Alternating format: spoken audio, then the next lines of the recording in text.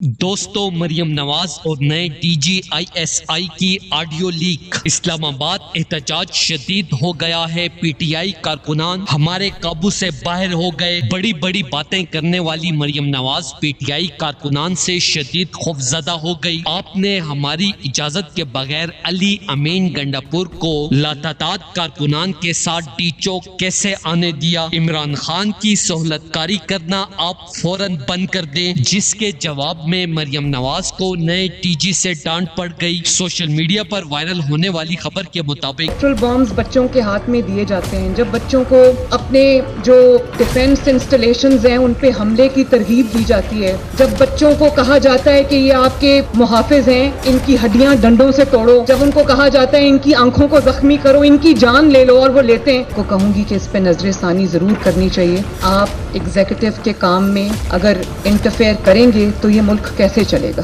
حرکت میں نہیں آتا۔ صرف IMF آج ہمیں اس طرح ٹریٹ کرتا ہے جیسے مجھے لگتا ہے کہ ہم کسی ملک کی کوئی کالونی IMF کے حوالے اب ہاسٹیج ہے یہ ملک IMF کے ہاتھوں۔